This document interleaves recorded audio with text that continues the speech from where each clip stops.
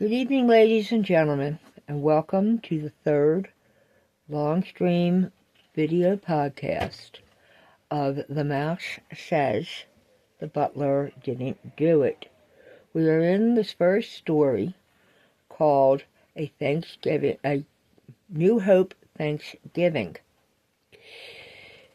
We are beginning chapter 8, and in the previous storyline, we found and met Storm Duckin, a teenage boy who was fleeing a bad situation with his father after being placed with him through CPS in finding that his mother had been murdered. Along the way with his trail hiking, he has met 3 friends who actually saved his life. Now, we join Storm on the morning after he has met them. Chapter 8. Storm woke on November 16th in the morning, snuggled between the 3 warm, furry bodies. Sometime during the night, Lady Lobo had decided she was joining him and her 2 little companions.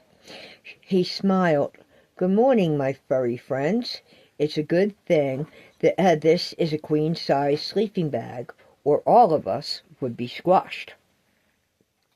There was a yawn from Lucky, the small teacup long-haired chihuahua, a yap of agreement with a whine from Lady Lobo, who he thought may be a young wolf dog. As it was cold, Free shook her long fur tuft from her eyes and snuggled a little closer. "Yep, up and at 'em," he agreed. Storm made a light but hot breakfast out of the oatmeal for them, then packed up their campsite. None of the dogs had a collar or lead, so he cut 6 pieces of the rope that he carried, 3 to create collars, and the others for leashes to keep them out of trouble as they hiked out. About a mile into the hike, Storm watched as Loki started to slow and limp. A few spots of blood lay on the leaves as he walked over them from the missing toenail he had torn loose in the downhill slide of yesterday early evening. "Hold it, guys. Lucky can't do this. He'll be lame before long." Storm chewed his lip. "Got it. My arm sling. I don't use it anymore. I may not be able to carry you, little dude, but you're tiny enough. Maybe, just maybe, Lady Lobo could carry you. After all, if you weigh 5 pounds, it's mostly made up of fur." He rigged the sling, and Lady Lobo did her duty for her little buddy. She carried the little guy as they made the 3-mile hike, and Free trotted by their side with her head held high as the fluffy tuft on its top was tossed by the breeze. With Storm's club feet, 3 to 3.5 miles were all they were lucky to accomplish, and that took them most of the day. The tea house abandoned building was a little further than it showed on the map, or it was possible that Mr. Noel Franks, the guide at Washington's Crossing, had given him the wrong information. Along the trail, Storm had gleaned an old smokestack, a chimney actually. The further north they hiked towards the tea house and New Hope, the more prominent it became. He started to look for an overgrown pathway or forgotten farm drive. Sure enough, it wasn't too long before he found the bramble-covered drive that lined up with the smokestack and the tumbled-down remains of a house that sat there. along with what was left of a ramshackle old barn. It's too dilapidated to stay in, guys. It's liable to fall down on our heads in a good windstorm. But we can pitch camp early and take a... He glanced to one side as something sparkled. What the... His attention was drawn to the barnyard and the overgrown bushes. The sun had reflected as it started to set off of something that looked like it was chrome at the time. He set down his gear, then shuffled through the tall dead grass. Oh, wow! Storm pulled and tugged for a couple of minutes. When it came loose, he brought over the old Schwinn 10-speed bike from the mid-1970s. It was rusted and looked like it had seen better days, but he thought he may be able to repair it. Then he went back and soon uncovered and to return with an old yard cart that was handmade and had been fitted to be towed by the bike. I'll set up camp and we'll eat. Then let me do some repair work on these, and we may be able to save our feet and our legs from a lot of walking. Storm finished making camp, and they ate dinner. Free, Lucky, and Lady Lobo curled upon the blankets while he worked on the bike and the cart rig. However, it was Lucky who kept showing Storm dubious looks. You don't think I can get her rolling again, huh? The little guy gave a sneeze. Oh, really? Just watch me. I know a thing or two about bikes. He shook his finger at the little dog. Tomorrow, you'll be glad about this. When we cruise into New Hope with you and Free in the basket, I'm planning to put on the handlebars that I found. He smiled at the idea. Lucky dropped his head onto his paws and just kept the watch on him. Storm was surprised the tires still had air. They showed no sign of wear, but old tires could be dry-rotted and could blow out at any time. He found some old oil and bearing grease in one of the outbuildings and used it on the chain and seals of the handlebars, along with the hitch mechanism, and rebuilt what he could of the brakes on the bike. Then he found a piece of canvas large enough to cover both of them and keep the rain off that was in the forecast he heard on the old transistor radio he purchased at the Cranberry House second-hand and thrift store. He'd also found several old tools and a rack of homemade canned goods that the seals were good and the dates. Someone has been using this as a refuge kind of place, I guess, but they haven't been here in quite a while. These dates are less than 1 year old, though. Think, Storm. What did Mrs. Dudley tell you about canning and dates? How long do home canning goods last? He shrugged. Best taste is before the year after. Then the taste and nutrition goes down by each month. That was her rule. He stroked his chin as he held up a jar of tomato sauce, then reached to pick up a canned good of homemade peach preserves. He placed the items in the 5 boxes he found, then into the cart. As he settled them there, they were dust-covered, and it caused a sneezing fit for him and the dogs. So he opened his backpack and brought out one of his T-shirts, and he dusted them off to prepare them for transport. In doing so, he attached the grocery basket to the handlebars like someone had previously done, and set the saddle basket now and a set of saddle baskets now took the original spot over the back tire where the rusted area had laid and had matched up perfectly. Who'd ever done the welding on the extension bar for this thing knew what they were doing, guys, because the tow hitch doesn't interfere with the basket on the rear. It clears it by a foot over the back tire, and when the extension is pulled out further, it allows the cart to have a turning radius that gives the bike more stable movement with the long forks and the way the yard cart is set up to clear the back tire and the saddle baskets. Wow, somebody was ingenious with this design. Along with this, he found a piece of iron fencing that it turned out bolted onto the top of the back baskets to give it more of a carry capacity, which also had a gate for easy loading and would offset the weight of the front basket on the handlebars. This thing is really cool, Storm nodded.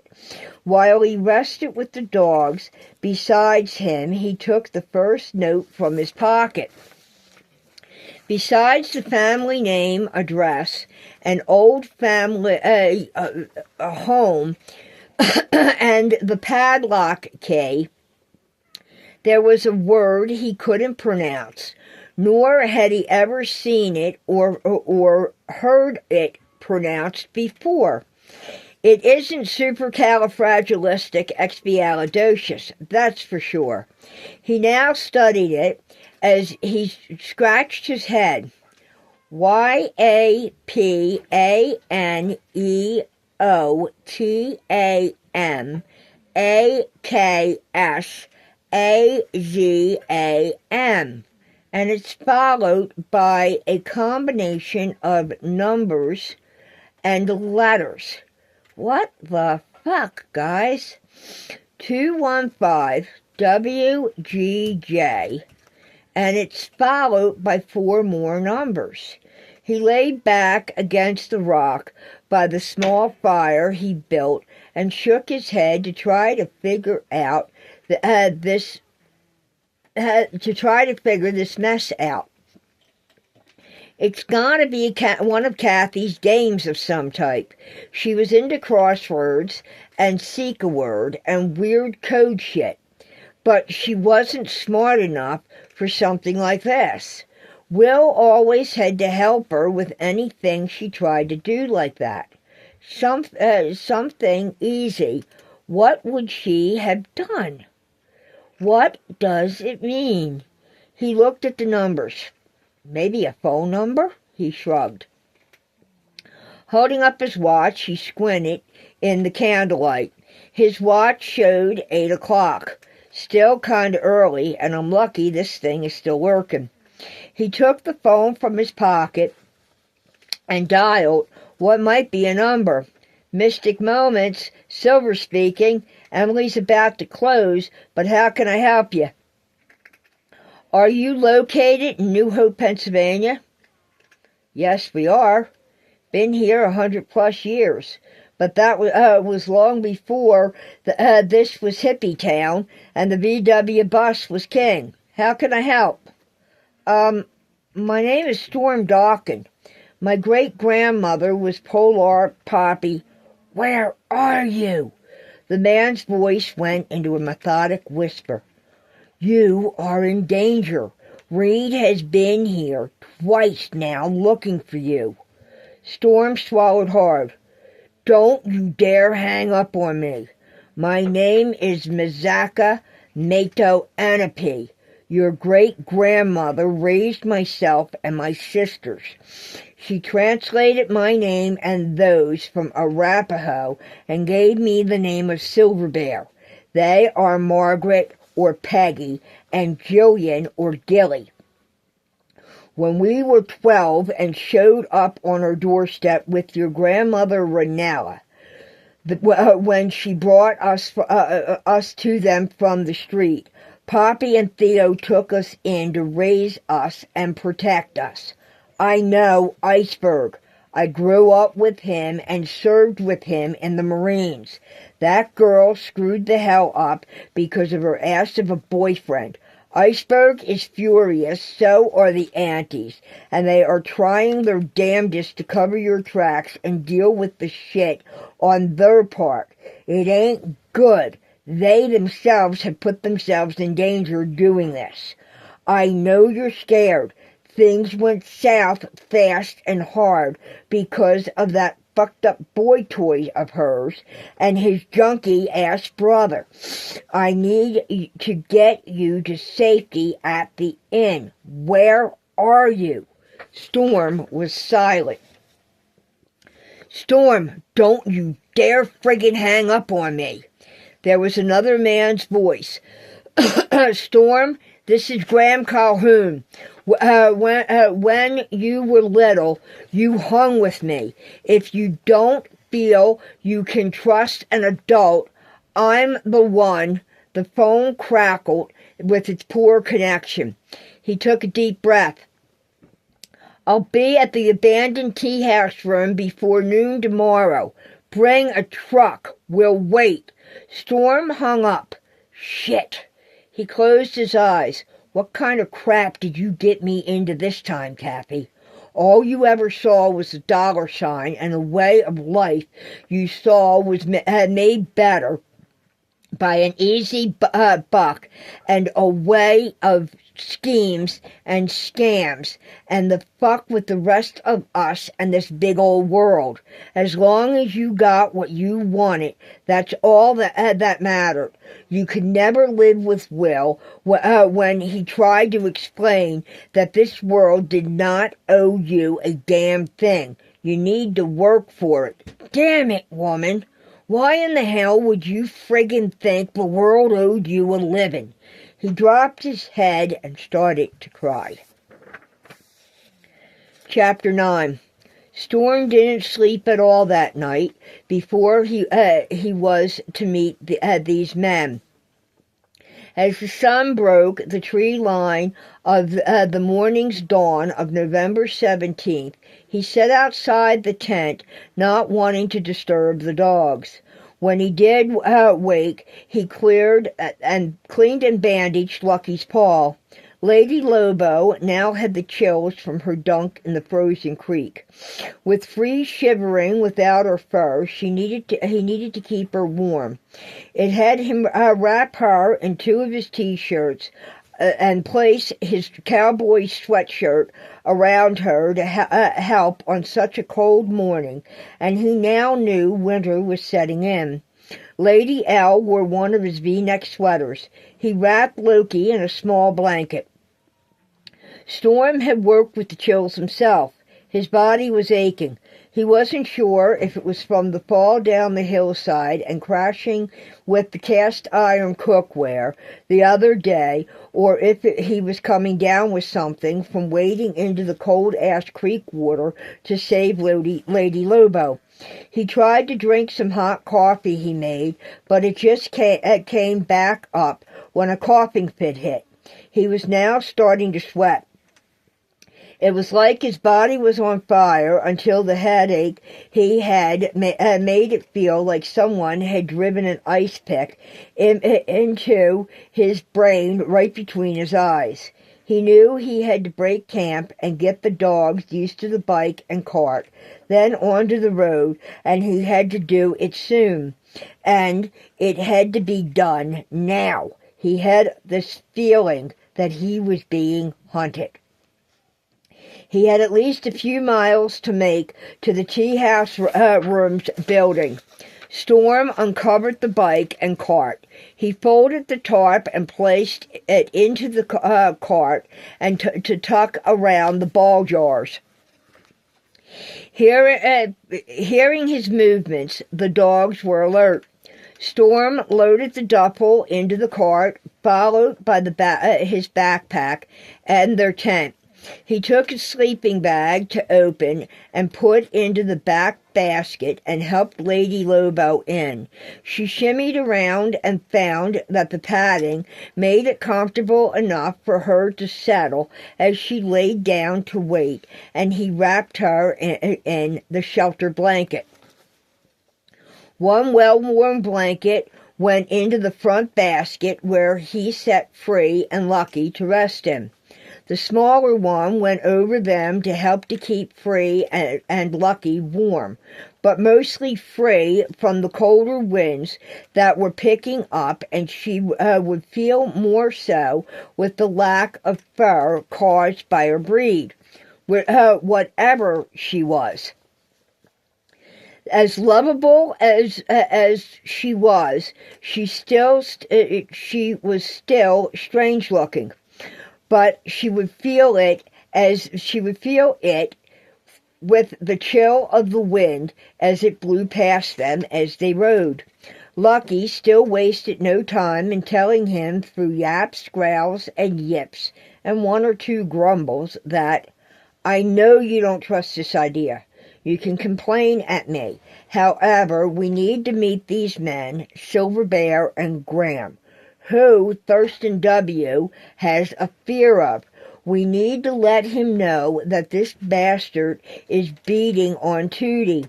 They got to do something about that. I think this Silver is the guy Iceberg said started to teach him to read, and the name Emily.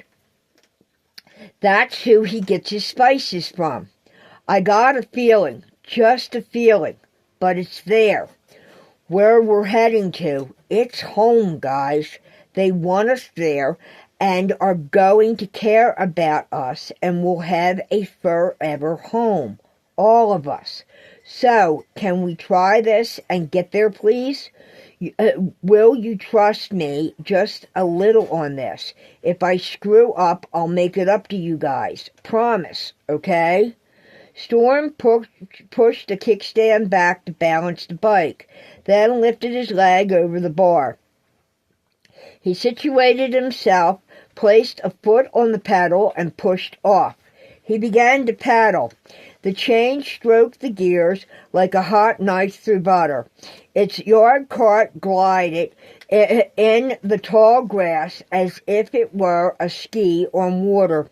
Storm pushed through the bush onto the path. At first, Lucky raised his head to watch the scenery pass by. As he did this, Free snuggled in the basket and looked at the world going past through the bars. Lady Lobo shifted her weight to sit up. Her chin rested on Storm's left shoulder as they cruised along for the pathway to widen about a half-mile north, and they were approached by a couple who pushed a boy toddler in a stroller. "Mama, Guggies is riding a bike. Look at that," the little boy waved. Storm waved back. "Yes, Triumph. Maybe Daddy and your brothers and Scout can teach our Skulk crew how to ride bikes like that." "You thinks Mickey's Cappies can learn?" "If anyone can teach them, it would be your Uncle Jess the Mess and Miss Mickey." Oh, Rain," the mother chuckled. "We need to get to the RV and get moving." She nodded to Storm as they passed. "Morning." Storm could sense something about the beautiful blonde woman and swore her eyes unfocused, then refocused in a split second. "Hello," he nodded. He glanced over his shoulder as they passed, and she did the same to him. They locked eyes for a brief second. As he turned back, he kept pedaling. "What the hell?" he whispered, then shuddered. A mile along, he was feeling it. It had not been the fall. Storm knew he was sick. How sick, he didn't know. The cold November air hitting his sweat-soaked face gave him the chills even worse. His body under his not-so-warm old army jacket was on fire. The muscles in his legs burned with every pump of the pedals. He made the entrance on the river road off of the towpath. There was no traffic at 7 in the morning, but folks were out on the trails and enjoyed the Friday morning before Thanksgiving. Storm had to keep going. He eased up on the pedals and caught a downward slope. The sign said there was a 5-degree decline for the next mile, entering an S-curve. If he could just coax on the downgrade and get his second wind, he felt he could make it into the curve and only have a few miles to the tea house room. Storm's rig crusted the crown of the descent. He rested his feet on the pedals. The wind whipped through Lucky's long fur and his ears flew back as he ducked down into the basket and buried himself in the blanket next to Free. Lady Lobo kept her chin on Storm's left shoulder. Each time his head dropped from the pain between his eyes of the headache, her wind would draw his head back up to watch the road. All the while they picked up speed, and it was a lot of speed, and very quick in doing so. This rigged ride, with the weight of the loaded camp stuff in the cart, extra food he'd found that included the weight of the glass jars, and added tools he collected from the abandoned farm, 3 dogs and himself, was not meant to do the speed. It was now accelerated too. If Storm's estimate of the trees going by meant what he thought it did, they were easily doing over 35 miles per hour and gaining speed. The speed limit on this part of the downhill was 15 miles per hour max, and that was in a motor vehicle with good brakes, which this thing was not. This was at least a 50-year-old Schwinn 10-speed. It was traveling with an old handmade yard cart attached to the rear. That in itself was held with nothing more than an oil-rusted clevis pin held in place by half a bent-over and twisted cotter pin, banged into place with an old pair of separated vice grips that he'd stuffed back together with a rusty bent nail. Oh, hell, guys. I never thought to test the brakes on flat ground, much less on any type of a hill, and this shitter is a 5% downward grade. He hit the brakes by backpedaling. Shit! 10 speeds don't brake like that, you big dummy! The chain jumped a gear. The tires wavered. Then they started to skip and left skid marks, and he could smell burnt rubber of the old dry rotted tires on the asphalt. Then the cart started to mount its own charge as it broke loose and started to jackknife to his left. Storm stood on those pedals and pumped his ass off to get the cart back in line behind them. I forgot. That friggin' thing ain't got no brakes at all. I didn't think of that. This ain't friggin' good, guys. He stole a glance at the back of Loki's head. You may have been right to question me and my sanity on this idea, little guy. Sorry! Storm figured that was the last thing Lucky heard before the little dude buried his tiny fluffy body in the blankets.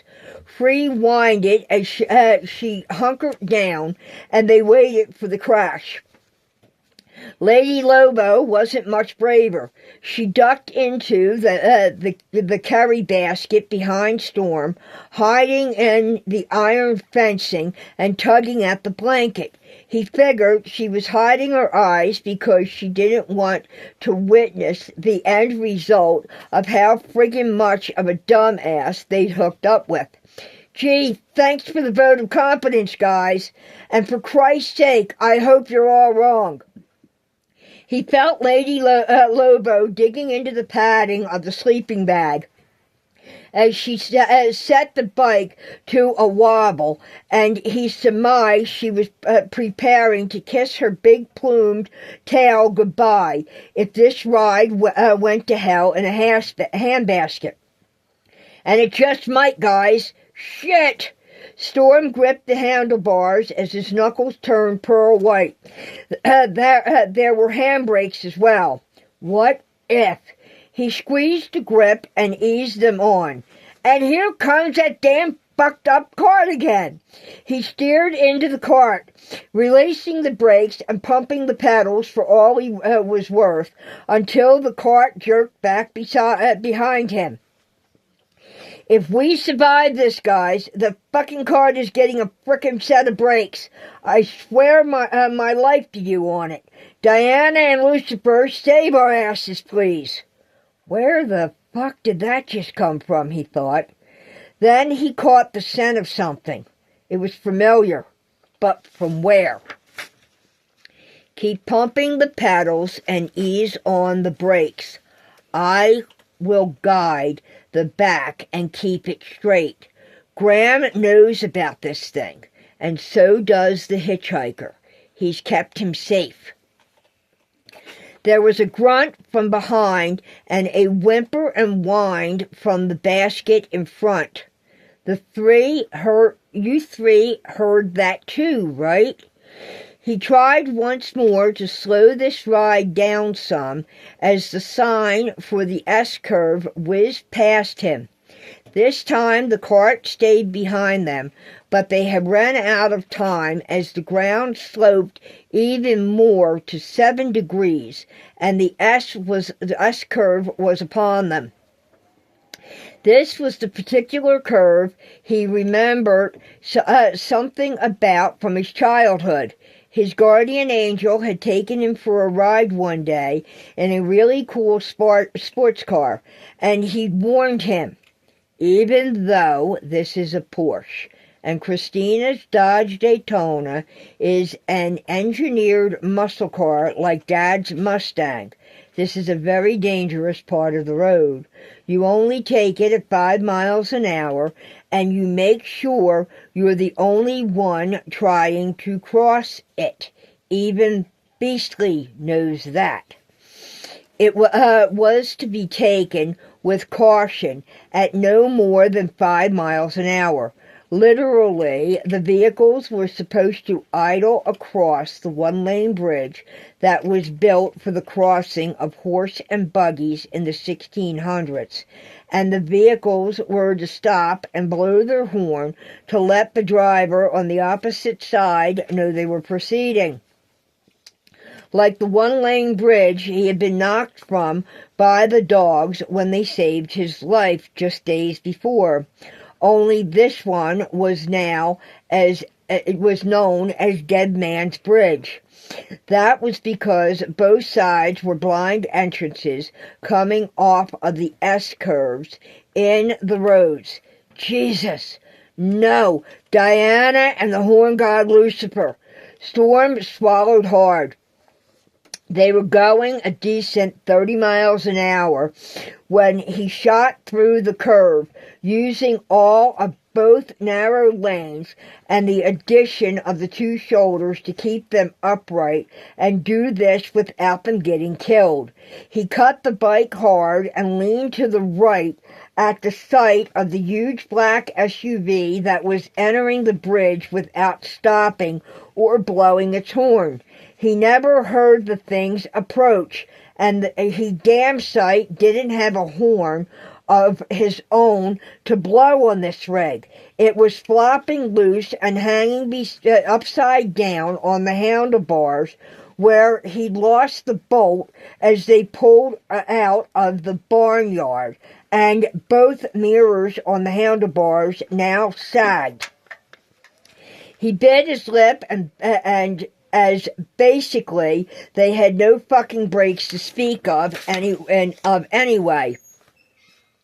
Storm felt his own eyes bulge as he saw the whites of the guy's eyes behind the wheel of the oncoming monster, and the flash of the big chrome grill. Keep moving, no matter what. If he lays hands on you, Graham will never get you back. Pedal, my grandson, pedal for your life. They'd gone wide a second before the passenger threw up his hands to cover his eyes. Storm had closed his own and shot past. "Ronella!" Storm heard the scream of the name come from the SUV. Then, on the other side of the bridge, as he barely missed the driver's mirror with his head, he'd heard the sound of 3 plunks as the passenger mirror had kissed off of tree branches. Then there was the tinkle of glass and the crunch of metal as the vehicle caught the low limb, as they'd obviously nailed the guardrail, by the echo of the scraping metal and the grind as the monster ran over the metal and wood support concreted into the ground for the protection of the pedestrian's walkway as this beast climbed it to wedge itself. It was followed by the creak of a door and the thump as it slammed. Storm could hear cursing. He didn't bother to look back because he'd seen who was riding in the passenger seat. With that kind of language came his name from the man who'd shouted it and had screamed his grandmother's name. It was Reed. It was his father. And now he heard the pounding of feet on the road behind him. "Pedal! Pedal hard!" she called into his ear. "Yes, ma'am, Grandma. Yes, always here." The scent of honeysuckle. He recognized it. It was her honeysuckle water.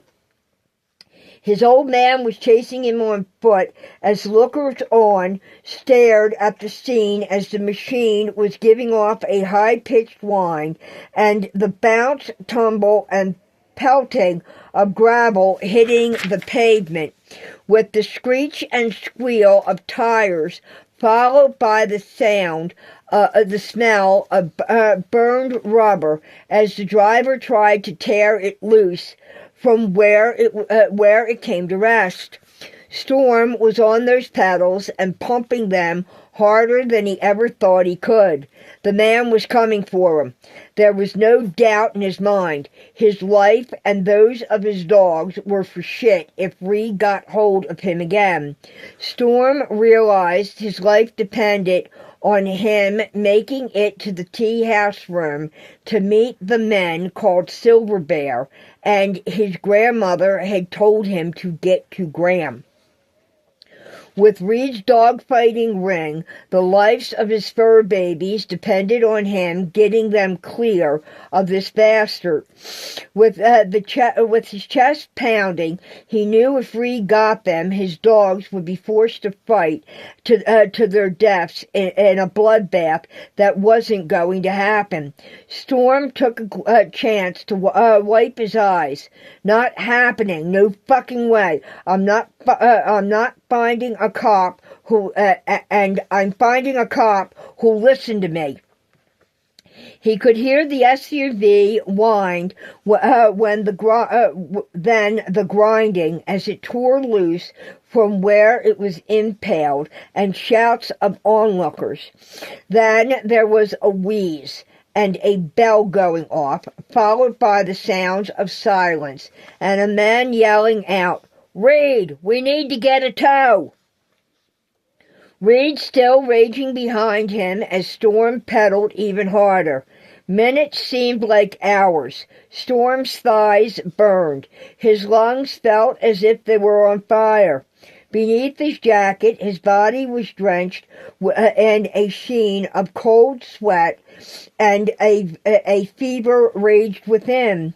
The heavy coughing started as he took the last bend in the road and could see the tea house's room structure in the distance, as the surrounding leaves of the dense overgrowth had died off for the oncoming winter, but the parking lot was empty. He was hours early than noon, and he knew it. And the fact that Reed was probably on the phone calling for a mechanic and going to be on the road to hunt for him very shortly scared the hell out of him. But they would have to find a place to have that monster towed and worked on. There weren't many shops in the area that could accommodate that monster size on River Road. He at least had that going for him. However, his heart sank as he slowed. No truck, not even an SUV or a minivan. What he had just seen pull in and was now parking in the lot was an old VW microbus with some old hippie behind the wheel. What looked like he was half asleep, and a passenger who was older by the white hair, but he'd seen this guy somewhere before. Fishing. Sometime in early October, or was it before? And he couldn't tell if the one in the back seat was male or female with their long hair. They weren't facing him, and their head was down. Storm pedaled to the patio. Sorry, guys. The coughing started. He leaned forward to rest his head on the handlebars. He saw movement. The doors of the hippie bus were opening. The last thing he remembered was Lucky and Free licking his sweat-soaked face and himself feeling the tears rolling down as he cried, fearing what Reed may do to the dogs when he found them. Then the wind was knocked from his lungs. The pain ran through his back, and he was freezing. He felt as if he was floating. He mouthed, "Save my dogs, please. Don't let him make them fight in the basement. Please, save the dogs." And nothing but darkness. Chapter 10. Storm was comfortable, warm and snug, but burning up. He could feel the flannel sheets under him and one that covered him. The pillows were soft and smelt of lavender and a slight scent of something. He remembered the scent as a child. A man's expensive cologne, but he didn't know the name of it. He liked it. It made him feel safe. His face was cool to the touch, not cold and clammy. There was a cool cloth on his forehead that had a tinge of alcohol scent to it. The room was huge, with its own bath through one door and a sitting area from what he could see through an archway that held what looked like an enormous flat-screen TV and an entertainment center. The smell of fall permeated the room, crisp and clear, with an underlying aroma he couldn't quite place. Something in the back of his mind from when he was a tiny, forgotten child. It was familiar, yet he couldn't put a finger on it, and that expensive scent smelt like the office where his guardian angel was. His guardian angel played ball and dolls. Not dolls. Wait a minute. They were G.I. Joes. And built things with him. They'd gone to the Phillies baseball game with a giant of a man and two crazy guys. A boy and a girl near his age. And they met the fanatic. And it wasn't the life-size cardboard figure. It was the fanatic himself, the guy in the costume. Oh, come on, Storm. That's gotta be a whacked-out dream. The fanatic? Really? The Philly fanatic. Okay, dude. Something shifted on the pillow next to him.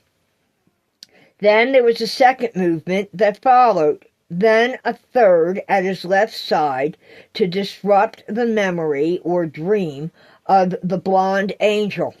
Storm slowly opened his eyes a second later to turn his head and met the soulful brown-eyed gaze of a worried Lucky and Free, who now had her head fur tuft dyed hot neon pink, along with the tuft on the tip of her tail, as they laid plumped in a large, comfy, feathered pillow with their own comforter over them.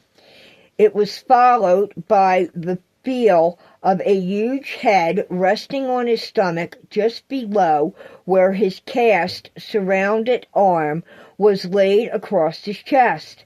That was his Lady Lobo. Storm coughed twice, then swallowed. "Are we safe, guys?" Lady Lobo grumbled.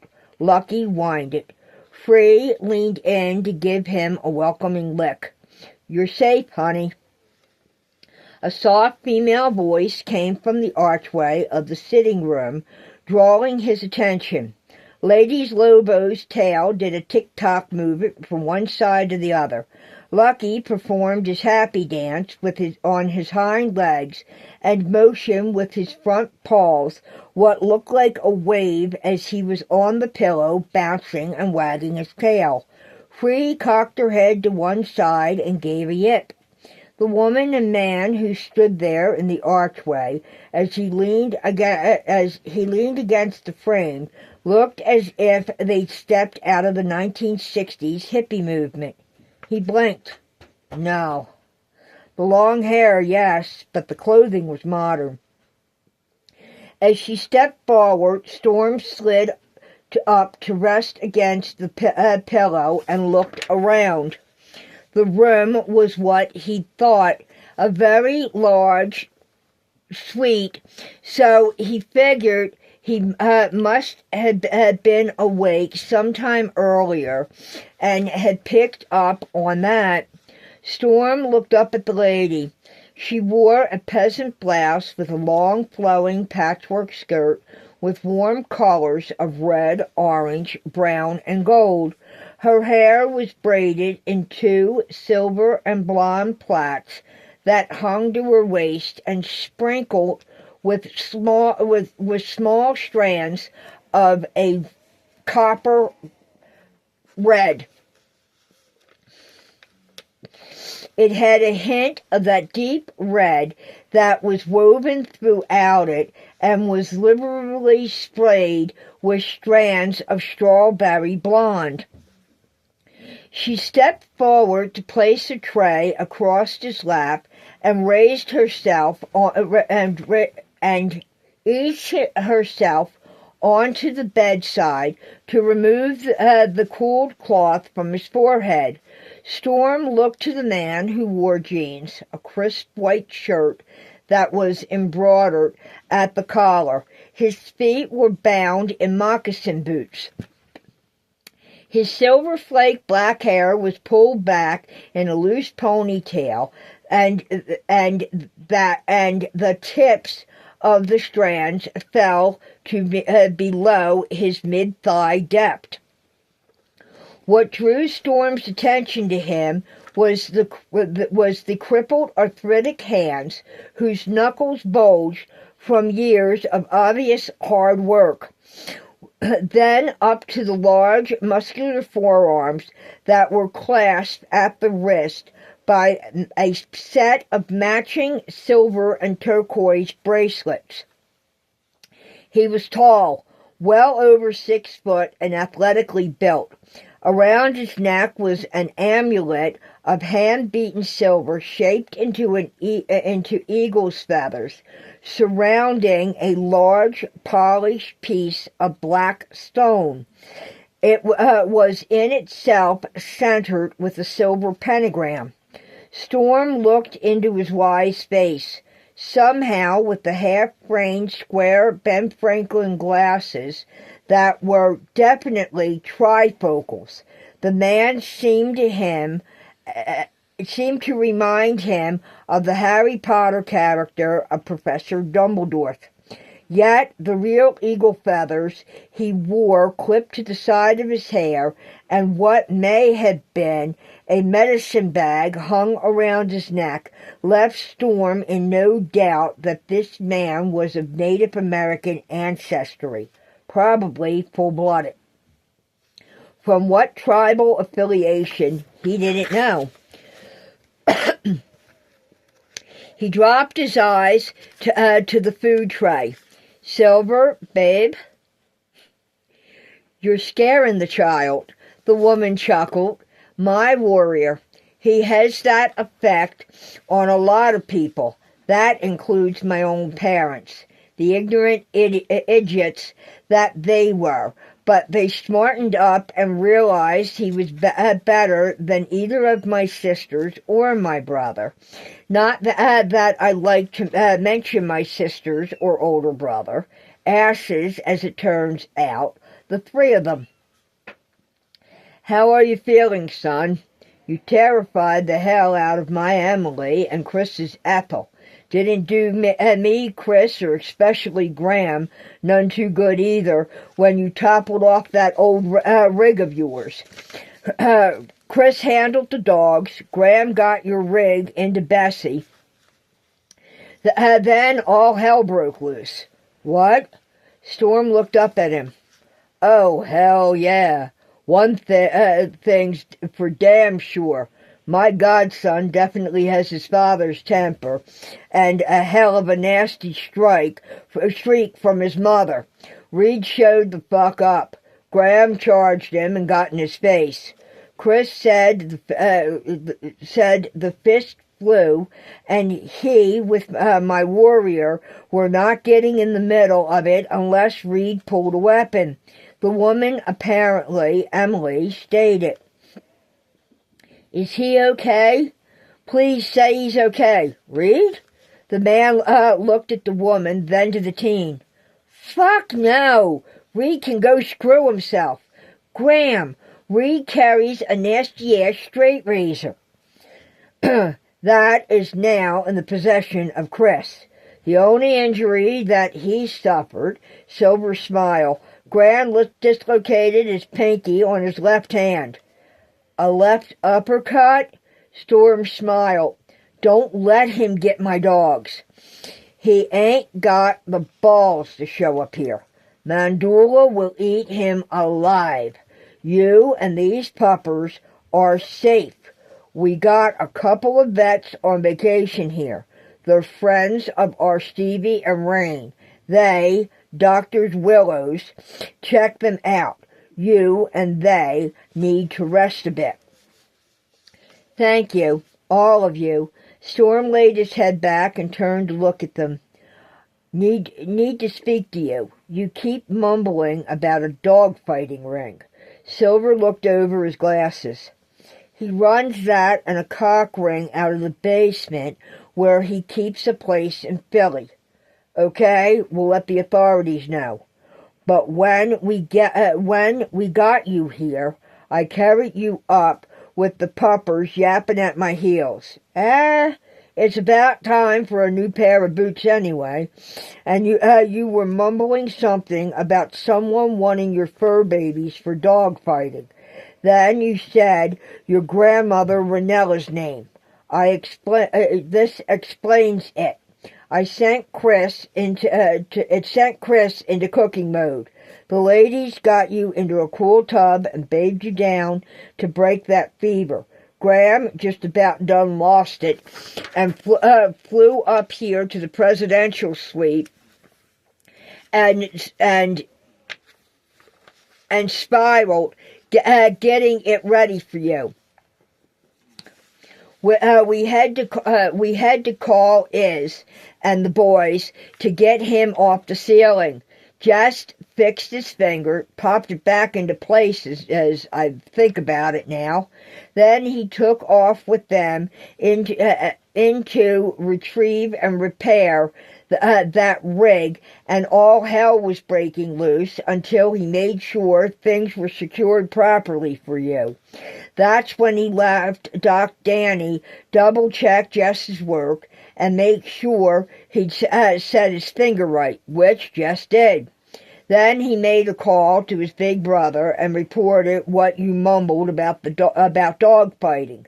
I can confirm, and they'll relay it to the Philadelphia PD. Storm's head shot up. You carried me? My rig. Oh, there's home candy goods in there. And yes, Reed runs a dog and cockfighting ring out of the basement of a high-rise in Philly where apartment 1404 is located. He gave Silver the address as the man wrote it down. What day is it? He tried to set the tray aside. Whoa, Silver stepped forward. Emily eased him back against the pillows.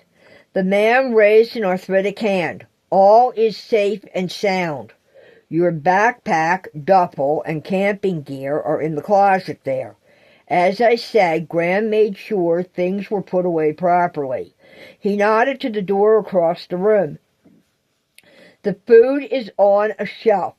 Chris set up one for you in the pantry, and he wants to double-check the stuff to make sure it's safe.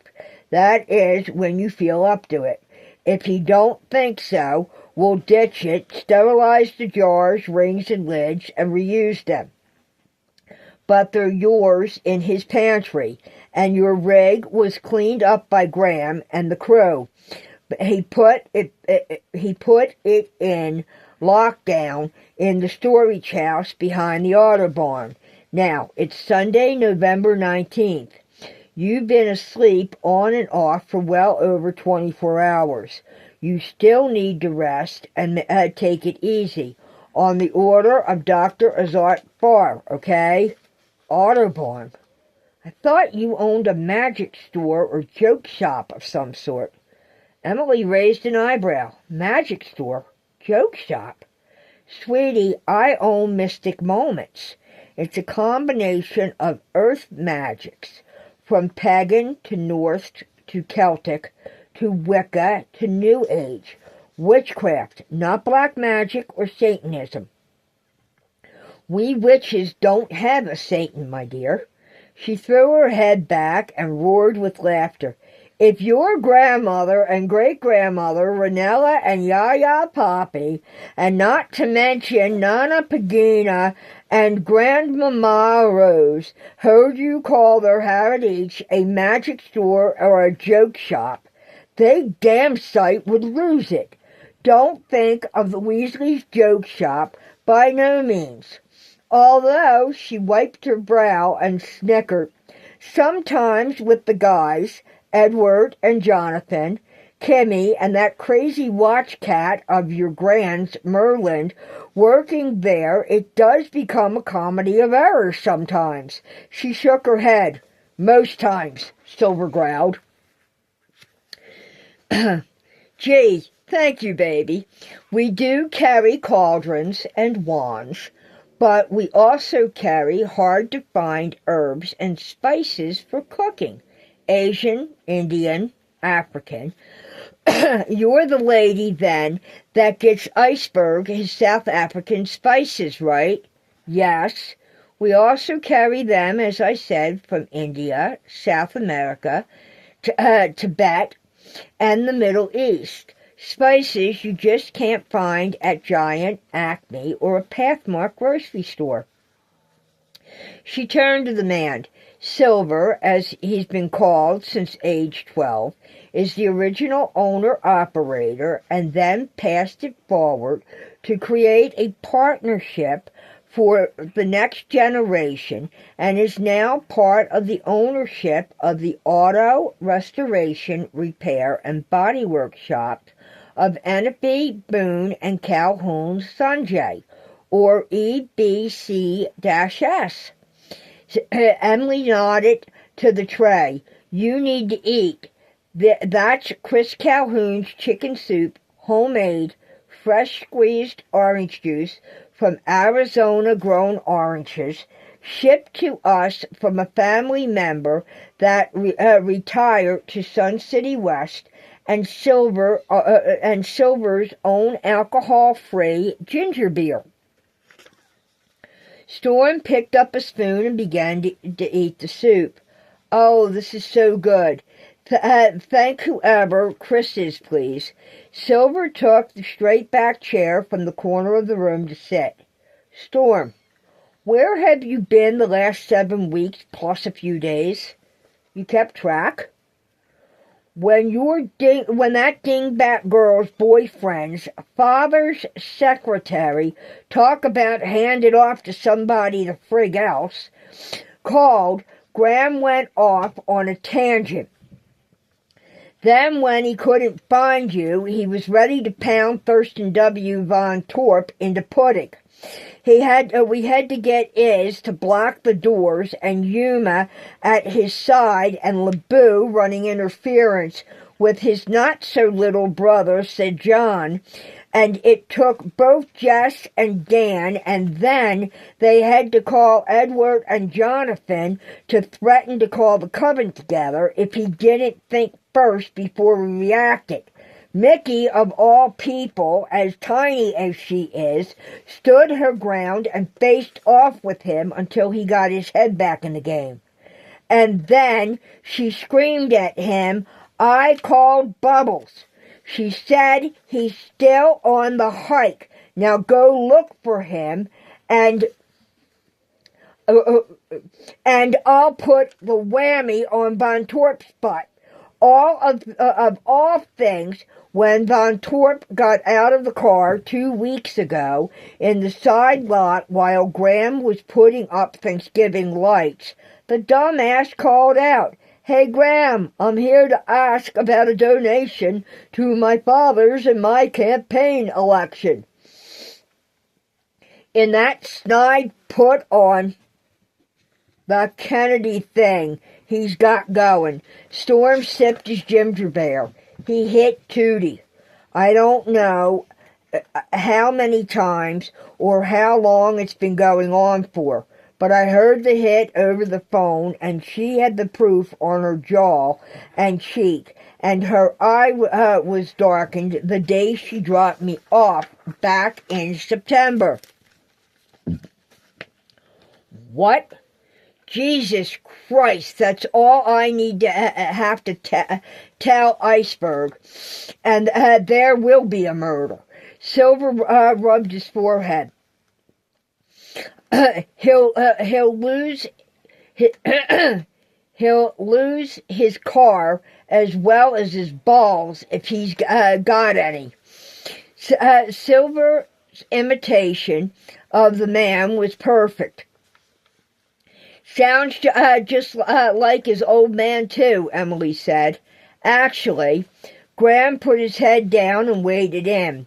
We were lucky Romeo, Salazar, Slothy, and Ilya were there helping him, volunteer to hang out on their day off, to step in and keep him from taking that one's head when he showed up.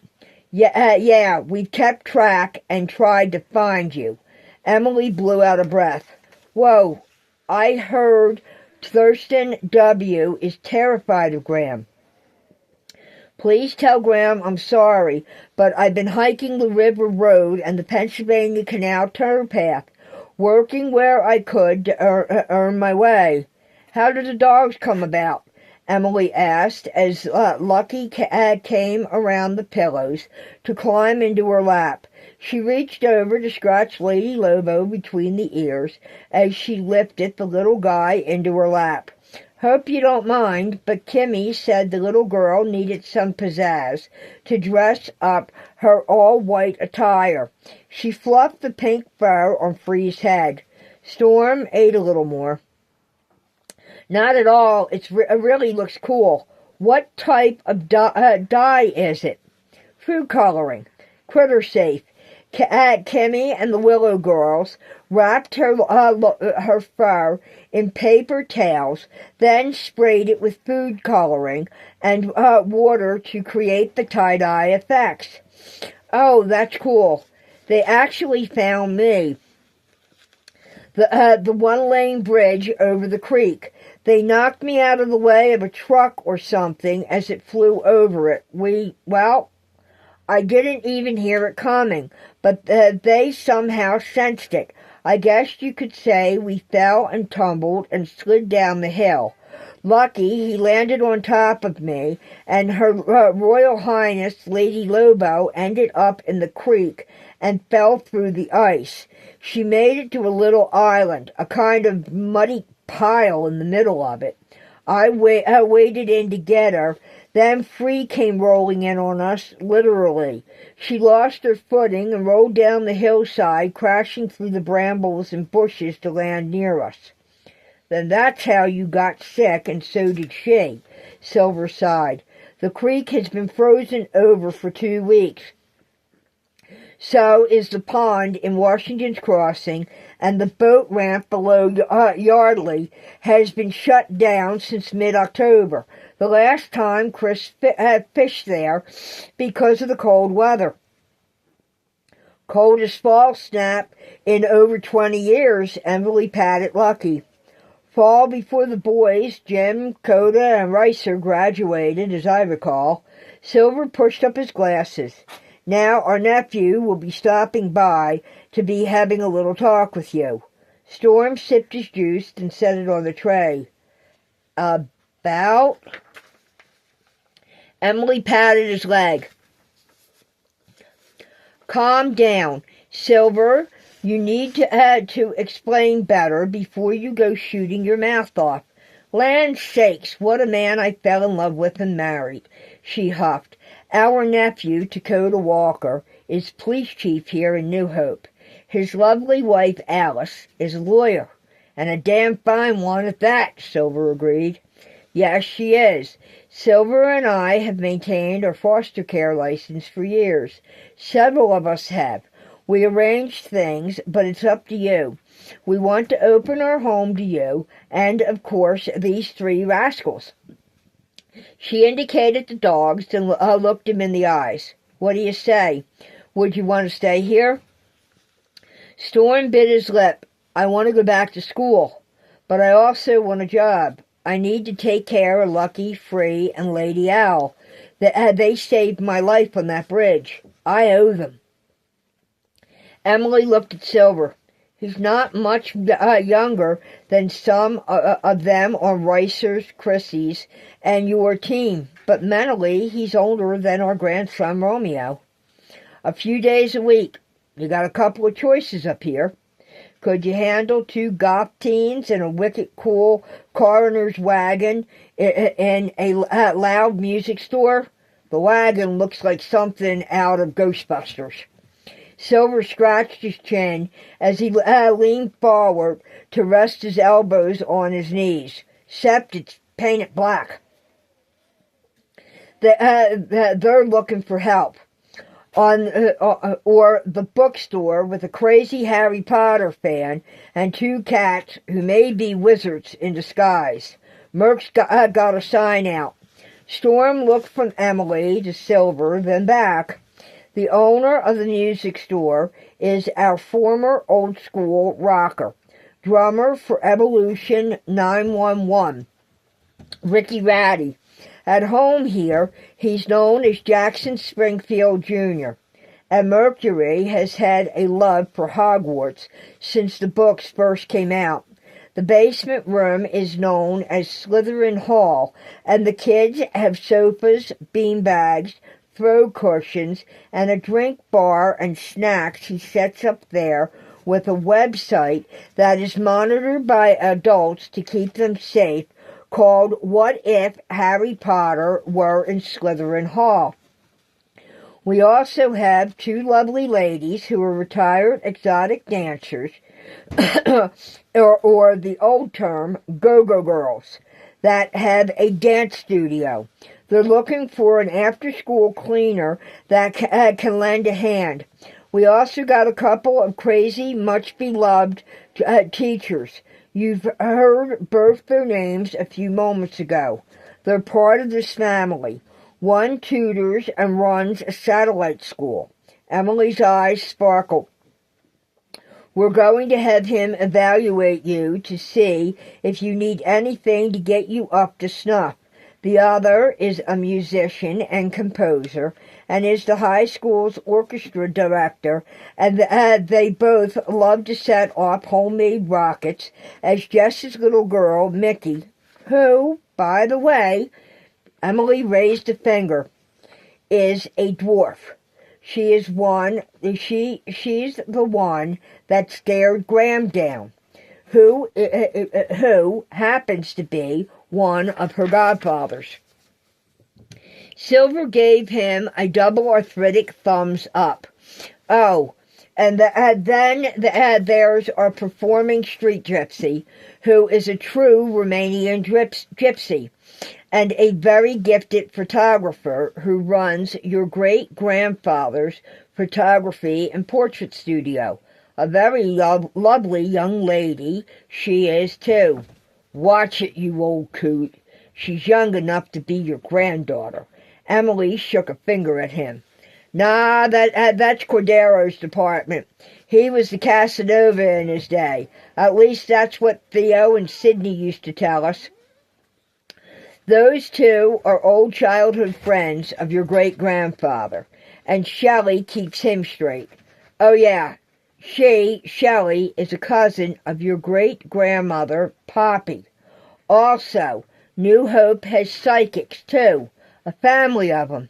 Madame Baguetta, Madame Sonia, Mademoiselle Steffiana, or Beg, Sonny, and Stevie. Silver laughed. New Hope is an old artist colony, a refuge for folks that think differently and are different, and is commonly, and is a community that accepts kiddos. We are, in my opinion, the best of the best. We have always been welcoming to the LGBTQI plus folks. Some of those folks are the nicest people you ever want to meet. They care. They have a heart for others and will give a home to a child in need or any stray critter that they can help. We have a lot of wonderful, free-spirited people here. One young, very gifted artist has a friendly pet skunk named Rochester. You'll see him riding in a stroller when she's painting the river scenes. Stevie and her husband, our veterinarian, have pet foxes. There's even a set of capybaras that live in town on an island. And your grandmother was the high priestess of Mandula's coven of witches, both female and male, to which Emily, Ethel, all our ladies, he shrugged, and several of our children, both female and male, are part of. Graham is the hub of the coven. Silver, don't forget to explain to Storm about Ghost, Casper, and Spirit, so he knows the reasons they are on the shy side, if he would be interested in working on motorcycles. Shit, yeah. Those three poor kids have had it rough. They've scared more folks just by popping into some place to grab a bite to eat. Okay, if you decide to work in one of Ricer's shops, the bike shop is called Ride a Ricer Ride, rebuilt, repaired, and running by Rusty. It's a specialty shop. All kinds of monster bikes come out of there. Rusty Vostinsky is the designer. She's damn good. Her top engine man and her fiancé is Jensen Johannesson, Ghost. The kiddo and his two younger siblings are albino. Sweetheart, Silver is talking, pure white skin you can almost see through. Their hair is so light it glows in the dark shadows. They all wear it long, but it's kept very neat. You won't see any of them without their shades unless they're here with us. His eyes are sensitive to the light because of their color pigment. They're pink. Silver shook his head.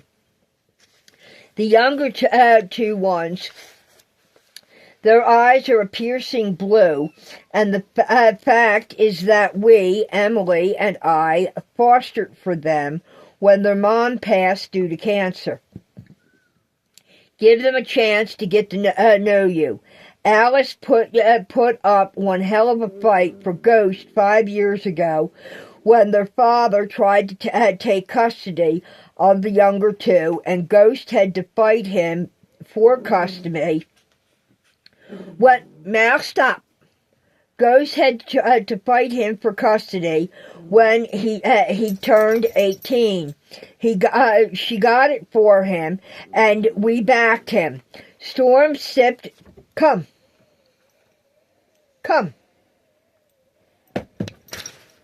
And there is your appearance of the mouse.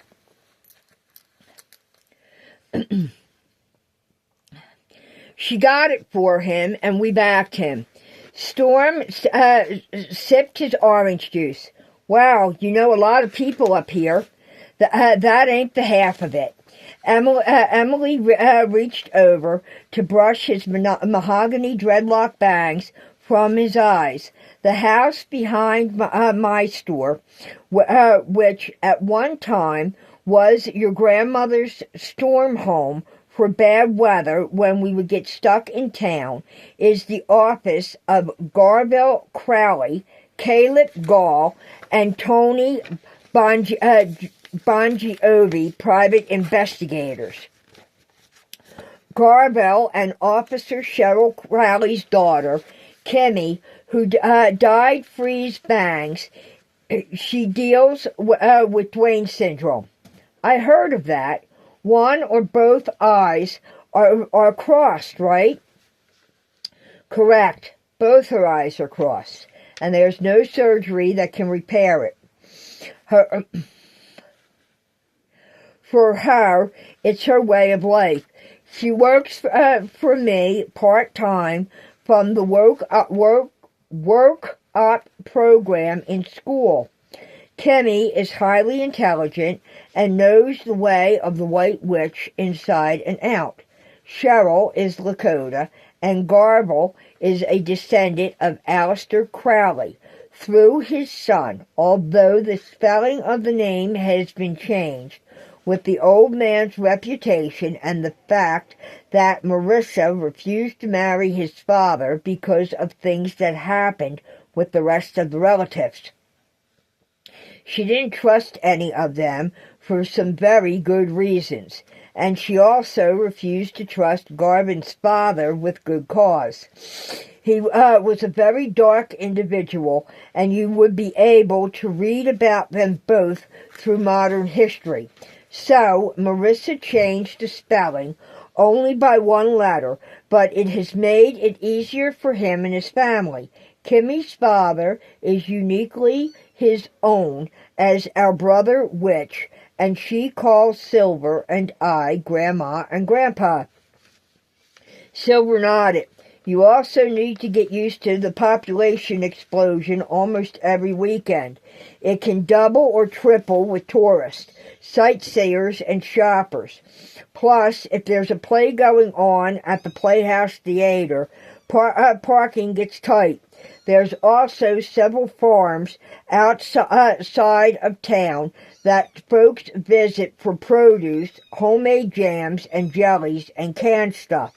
And out on Route 202, you also have the Fertile Crescent, the Sanjay family nursery and gardens. It's a center and tree farm. There's also the Bucks County Winery and Peddler's Village. A lot of cafes and were historic. It's good for business, Emily smiled. Not so good if you want a quiet time. Sunday evening.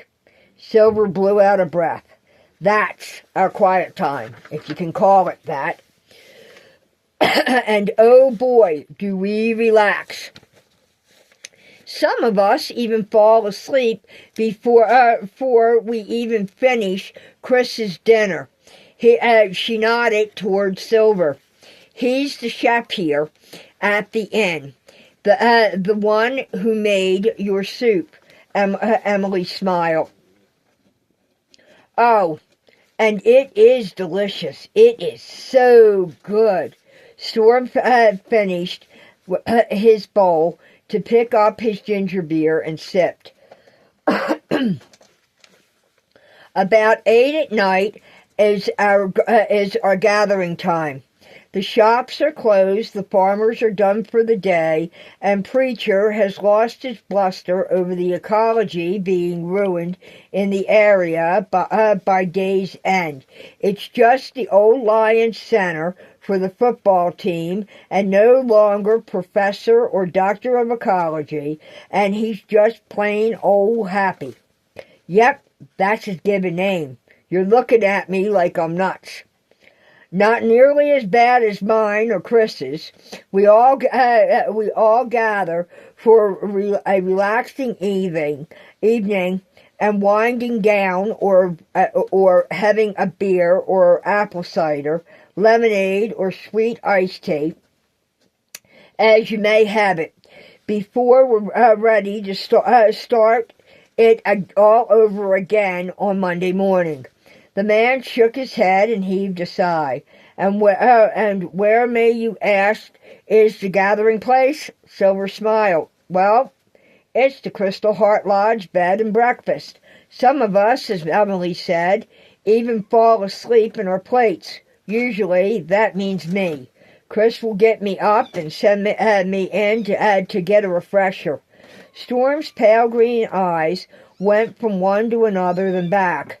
Yes, the elders of this group, the late Desiree and Solomea, that they were Tsar and Rasputin's wife, the Khrushchevs, Happy and Beth Boone, Chris and Ethel Calhoun, Peggy and Hutchins O'Flanagan, Pat and Gilly Walker, Maggie and Father John Pales, Sonny and Mac McMichaels, Liliana Bims and her late husband, Jackson Springfield, Lottie Springfield Applegate and her late husband, Captain Gabriel Dale Applegate, and finally, Silver and myself saved the Crystal Heart Lodge bed and breakfast, along with the next generation, our kids. And that bastard father of yours, she pointed a finger at him, will never get his filthy hands on this land ever again.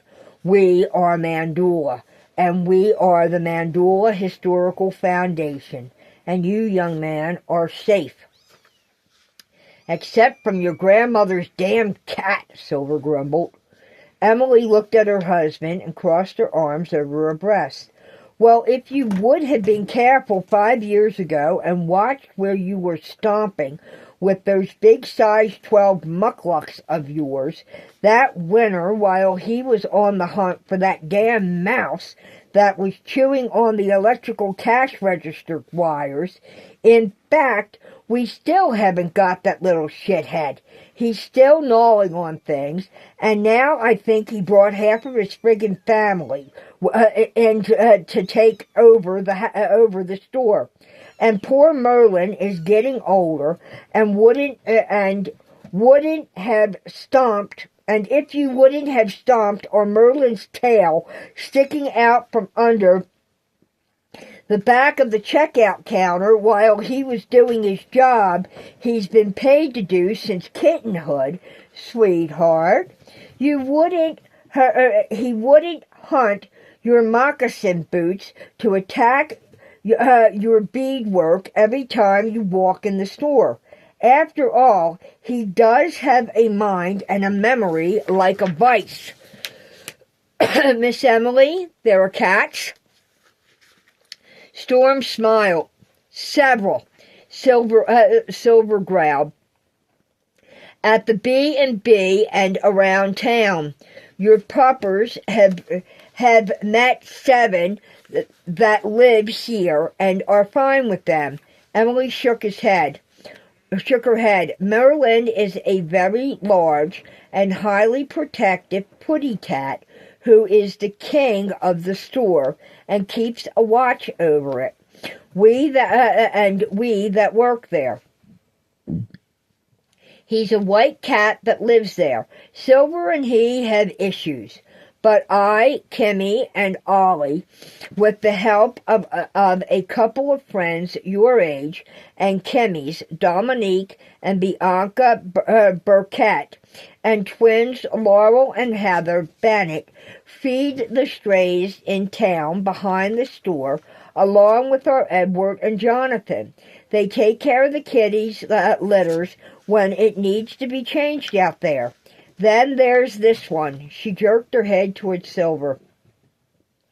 He's gone and done the most wonderful thing any man I've ever known has done.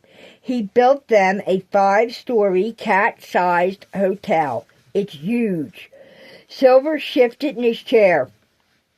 We get real bad weather sometimes in New Hope, and Pat Walker and Graham Calhoun are excellent craftsmen and woodworkers.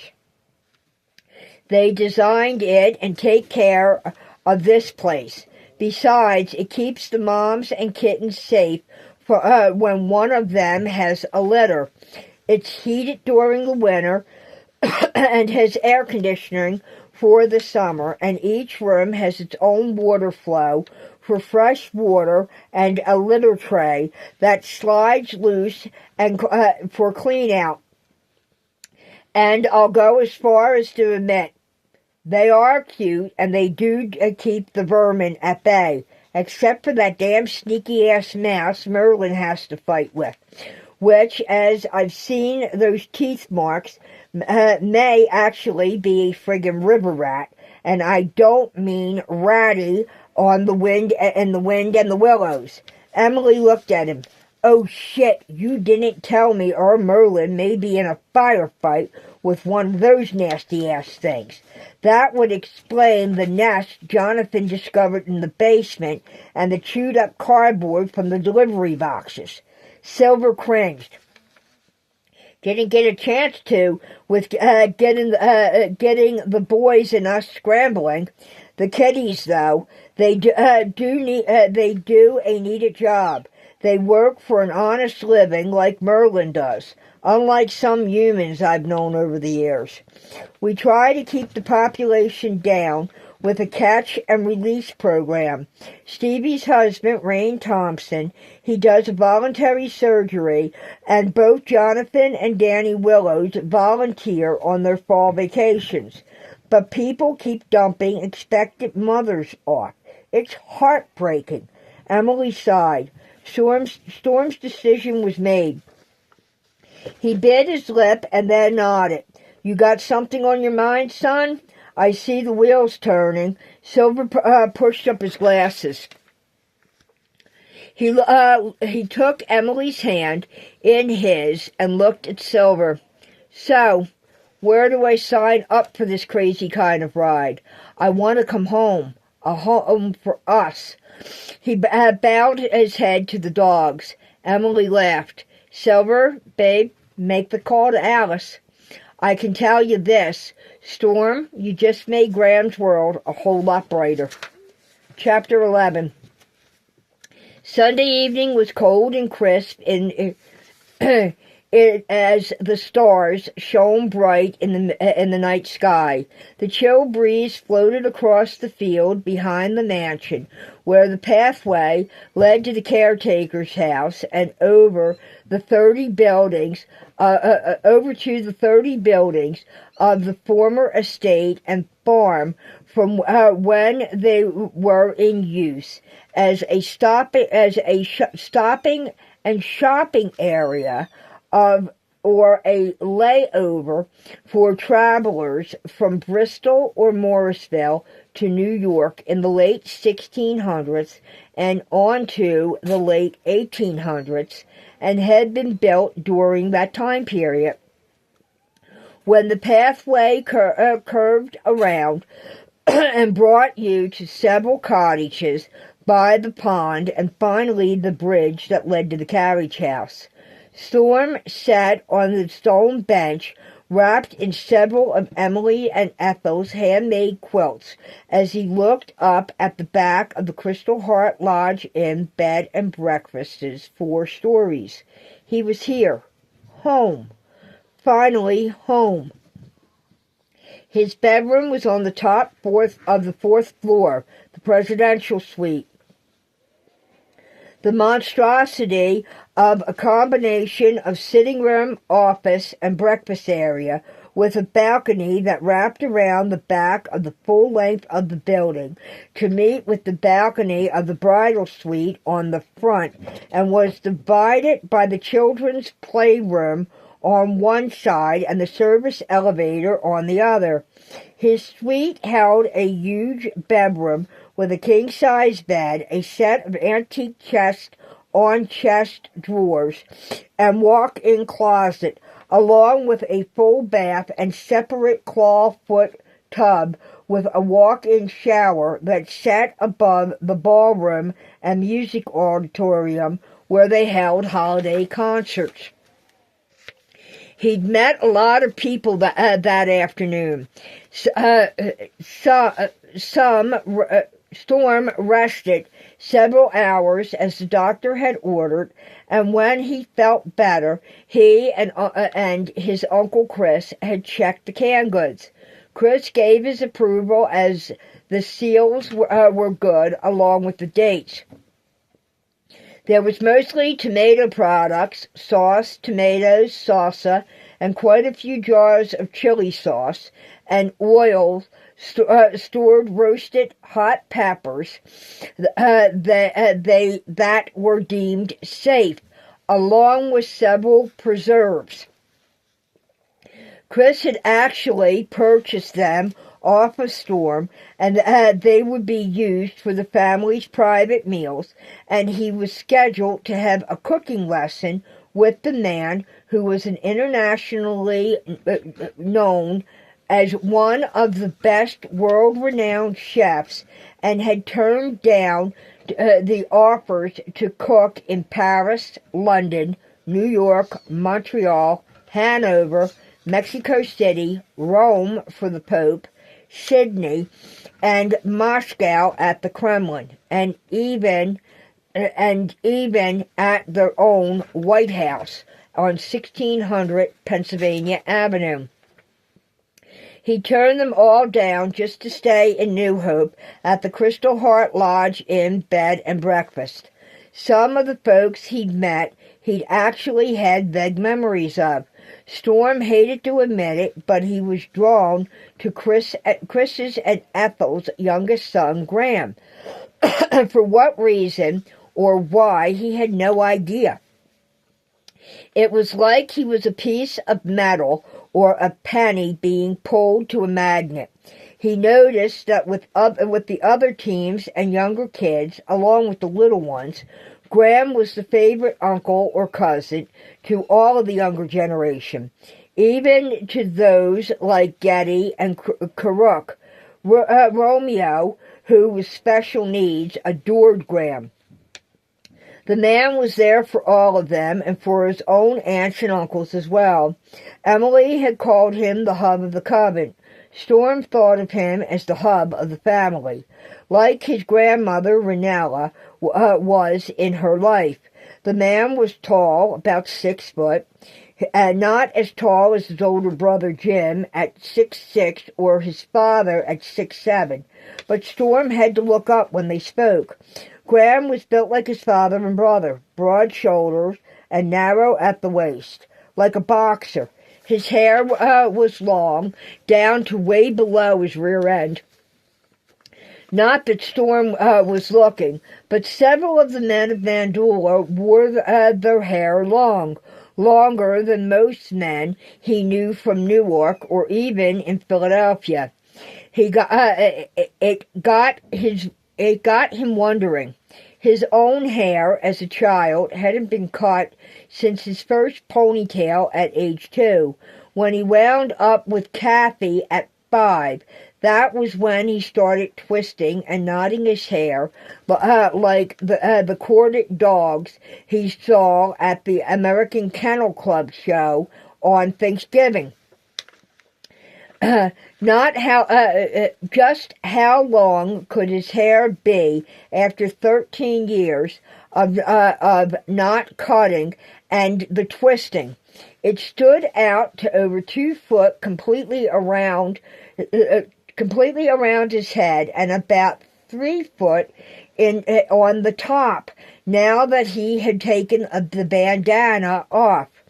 Storm had no clue as he played with one of the cords. Graham's hair was a golden ash brown with blonde highlights, and his eyes were a deep forest green. The man was on the quiet side.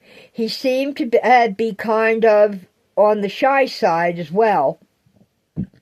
Graham always had a welcoming smile and seemed to hum to himself if you caught him alone, like he had a head in his own world that was both inside and outside of the family. The teenagers and kids Storm met all seemed to congregate to Graham, like he was the favorite throughout the family. A few times when Graham was close by or tending to the fire pit, Storm caught a memory of his own past. It was just out of reach. Storm was told by Silver and Emily Graham worked for the bed and breakfast, probably maintenance. They said he was good at woodworking. He'd even spoken to the dogs, as he had handed a mug of homemade apple cider from his father's special batch he made for these fall night gatherings to Storm. The dogs took to him right away. Graham bent to pet each of them, then turned to nod at Storm. Good breeds. They're beautiful fur babies. Glad you found them. Lucky lay curled in his lap as Lady Lobo cuddled by his feet. Free wore a hand-knitted sweater and played with a homemade doggy toy. He watched the glow of the fire as Silver placed the last log of the night onto it. Silver was telling the truth earlier. Chris had to wake him as he fell asleep at one of the dinner tables in the dining hall, and he'd gone to Emily's and his suite to get a hot shower and refresh himself for the gathering around the pit. Storm was already settled in. Meeting Police Chief Dakota Walker and Alice meant meeting their sons, Karuk and his wife Alexis, who was Diamond and Colt Amanoff's oldest daughter, and their 2-year-old daughters, twins Pumpkin and Peaches, and newborn son Patrick. Dakota's and Alice's teenage sons were Bubba and Chase, who were a year and 2 years older than he at 17 and 16. But he would be in the same year as their twin daughters, Sable and Bootsy. And he got a kick out out of it every time Dakota had to chase after their youngest. Their 3-year-old son, Mouse, was named for Silver's given name, but it appeared nobody could properly pronounce the Arapaho name, not even Dad, who was its owner. No wonder he used Silver, and Mouse got Mouse, so they knew who was who. He chuckled and sipped his cider. He started to call Silver and Emily Dad and Mom, as that was who now had emergency custody of him, and it was court-ordered thanks to Dakota's wife, Alice. Storm got a kick out of watching Dakota having to get up and chase Mouse. Every time he had to do it, he would growl, "I'm getting too old for this shit, and she wants another one or two." He'd look over his shoulder to see the look on his wife's face. Alice would retort with, "Keep up the growling, Dakota, and I'll want 3 or 4 more pregnancies. All twin boths like your girls." Dakota had pulled up short to look wide-eyed at her and shook his head almost in a panic. His long brown with red-streaked ponytail whipped about. That would set the girls off in fits of giggles and laughter. They're hell on wheels in a good way. High IQs, both are slated for MIT when they graduate. Coda has never been able to keep up with their minds, and they have blown a few things sky high with just the Mess McMichaels, Graham had explained as he set down a tray of crescent rolls and herb butter. And he's off again. Graham laughed as he watched Dakota take off once more to scoop up a laughing mouse. "Unky Graham, save me," the 3-year-old called. "Sorry, Squirt. You're on your own. It's too cold to swim in the toddler pool. Daddy's right on this one." He turned to Storm. "I'm getting ready to go home. It's good that you're home." He walked back into the building. Alice was filing the paperwork with Judge Howard Wiley in the morning at the courthouse. At the same time, Mom, Emily, and he would register him for school. There he would be able to meet a few more of the kids he'd be with at the gatherings, but weren't there tonight. Earlier in the day, Jess had tested him. For the most part, he was good to go with his schooling. As a lover of books, he told Jess he would like the man's help in working on his reading. He felt it was lax, and in the fact that he never seemed to have time to practice with Kathy and then read, as it was a lost cause. The man had agreed without hesitation. Tomorrow, when Dad Silver picked him up from the school, he'd meet who Silver and Emily called Ricer Boone and Christina Calhoun's Sunjay's team.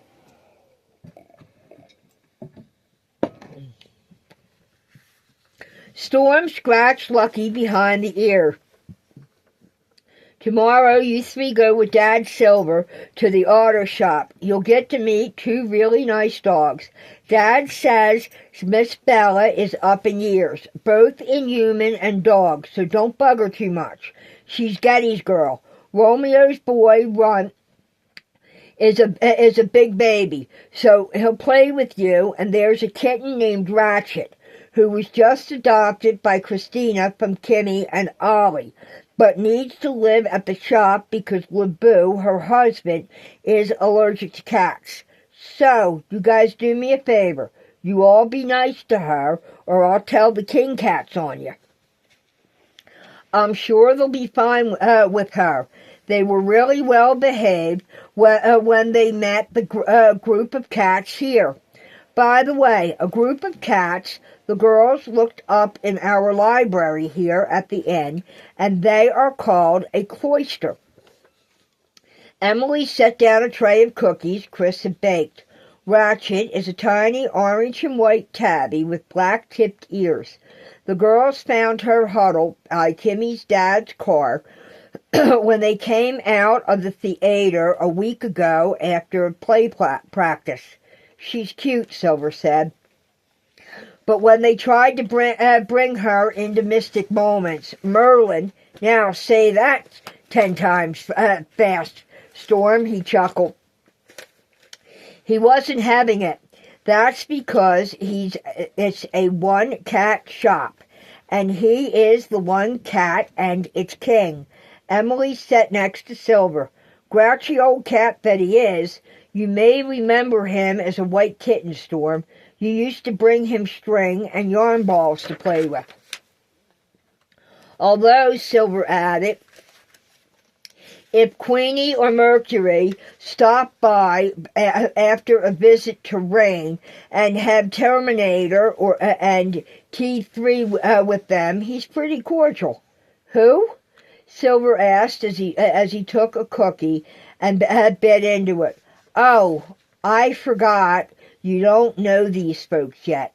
Emily sipped her cider. Chris poured Ethel a cup of cider as they sat across the pit from Silver and Emily. Graham's heading home. He said he'll see you tomorrow. That left hand of his is swelling. He used it too much today. Storm Czar is a semi-retired tattoo artist. His and Desiree's youngest daughter, Queenie. She is a renowned artist like her older sister, Diamond, Alexis's mother. And Czar and Desiree's son is Salazar. All three of them are incredible artists. Salazar is the police sketch artist when they need it, which isn't that often, thankfully, up here. Queenie's husband is Mercury Farmington. He owns and runs the new and used bookstore, Books and Binders. Czar's other son-in-law, Colt, manages the tattoo shop. Czar's Tattoos. His brother, Slothy, is a local published historical author of the village's history and an investigation expert on our history of hauntings, like our hitchhiker. Okay, but who's Terminator and T3? He took a sip of his cider.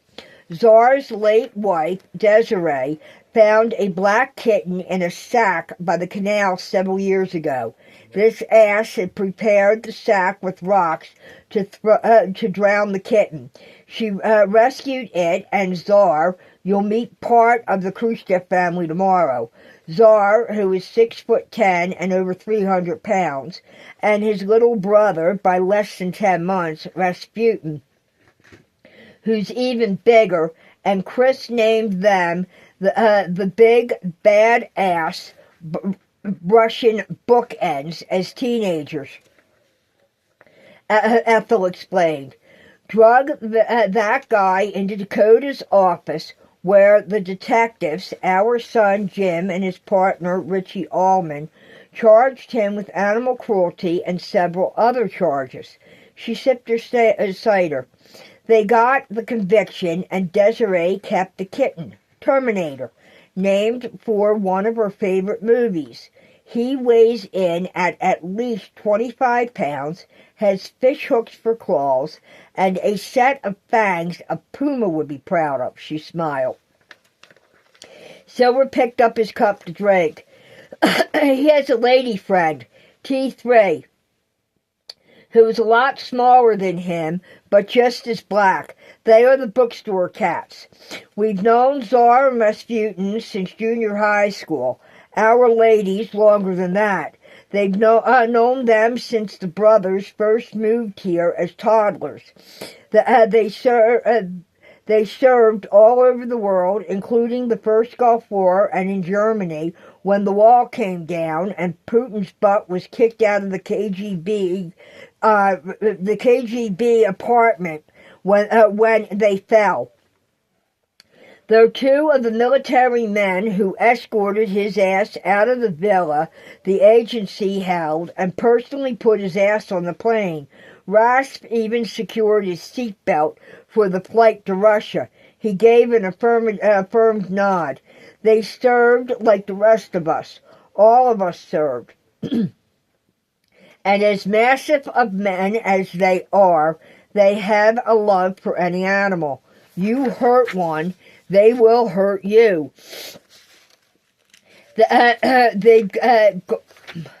They've gone into action several times to help Colette Kugat's youngest son, Rosie, with animals in a rescue, and have actually gone through a few doors, literally splitting them to get the critter the help it needed. I'd like to turn Reed over to them, because of the dogs and the birds.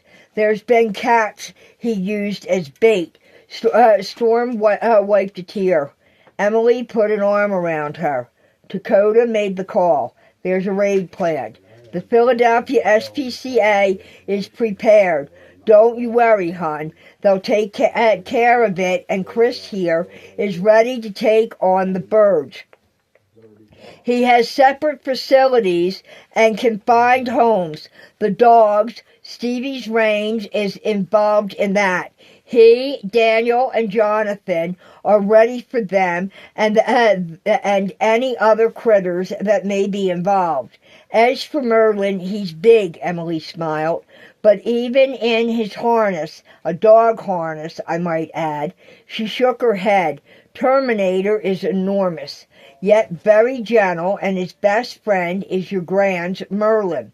But Terminator does love to scare the hell out of Mercury when he comes sailing off a shelf like a giant bat. Makes you wonder sometimes if he and T3 aren't some type of wizards and possibly a witch, as they might be Animagnus. That would be neat. So, Mom, Dad, Uncle Chris, and Ethel, people in New Hope have a love for animals? Most definitely, Emily nodded. Almost all of the shops that don't serve food have a cat or dog as a greeting ambassador. Like the inn, we have the king cats. Several of them live here. Stanley, Carrie, Tommy K, Jerusalem, Shining, Deary, Sea Rock, although O'Shaughnessy's does have the well-known Otis, Chris relayed. Otis has been at O'Shaughnessy's pub for close to 300 years, Emily smiled. Storm sat back and looked at the adults. You're pulling my leg. All right, Mom, Dad. I'm afraid to ask, but I'll bite. Who the heck is Otis? Silver looked at Emily, then the Calhouns. This is fun. Explaining about our little hole-in-the-wall village to one of our own sons. Yes, isn't it? The O'Shaughnessy's family had been in these parts since the late 17th century. Old Sean Ryan, the patriarch, is in his 90s, Ethel nodded, and like our Lion's front line, still is a very dangerous and badass man. He can hold his own in a barroom brawl, and we'd all back him, Chris and Silver bumped fists. Totally agree with you there, my sister. Late 90s, almost 100. Silver took Emily's hand. He fought in World War II like Abuelo Roberto, the old man Calhoun, and Papa Jonas, and Alexei. He was 14 and lied about his age to fight for the U.S. He served 104 days in action. He passed down the family history and genealogy to his sons, Fran, Seamus, Michael, and James. Their sister Molly has kept the family Bible for years. Silver reached for a cookie, bit into it, and chewed. His sons are all Vietnam vets. They served in time with Theo, Cordero, and Sidney. 5 of those boys served with us. Tom, Billy, Bob, John and Alan. 7 of the next generation, both sons and daughters, were in Afghanistan and Iraq. Not sure which ones, but I know Fran lost Joe's daughter and his granddaughter, Strawberry and Cream, and her husband, Liam, within 2 weeks of each other over there. Each generation has been military, one and all. Emily began. The pub, as we all call it, was a tavern prior to the Revolutionary War. Rumor has it, but there's no proof of it, Washington stayed there. They don't claim it, but others do. Of course, on the East Coast, Washington was presumed to have stayed in many places. The man did get around. And yes, he and Martha had slaves, one of which had his freedom purchased after he fled their ownership in Philadelphia when they were here as president and first lady when it was the capital. The purchase for freedom was made by the Papadopoulos' ancestors, and then the freedom of his wife and children they also paid for. And yes, it was freedom. They worked as paid employees. Back then, servants to the family right here on the property, and are laid to rest in the family cemetery. Paypal Sidney is their descendant, as are Lottie and her twin brother Jackson, and their children and grandchildren. But Otis definitely lived there along with his offspring. He was a giant schnauzer. The family has a breeding farm, AKC certified, just west of New Hope on Route 202 in the farmlands. It's about 100 acres where they all live. And they also breed Napoleon Bull Mastiffs for one lady in particular, your Auntie Liliana. They too are AKC and are raised to be her service dogs. Fran is a professional trainer and works with several agencies that request the training of a dog. Ethel poured another cup of cider. There are paintings of Otis and his progeny in the club. That main painting that is surrounded by the others, and photos of the dogs the family had bred for almost 300 years. They were used as cart dogs and have served in military armed action from every war up until WW2, and those pups have got medals to prove it. They are in a case on the wall beneath Otis's portrait. Anyway, you know the history of Washington's Crossing State Park and Washington's Crossing State Park of New Jersey, where they made the landing.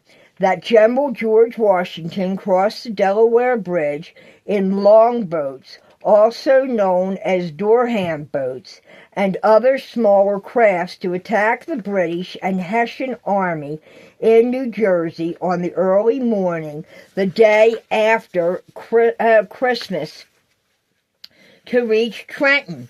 What's not talked about too often is that they cut the rope to the ferry that crossed from here to Lambertville prior to the attack. Chris gave a nod. Silver, our ladies know their stuff. The British, then thinking that the town was in on it, shelled the area.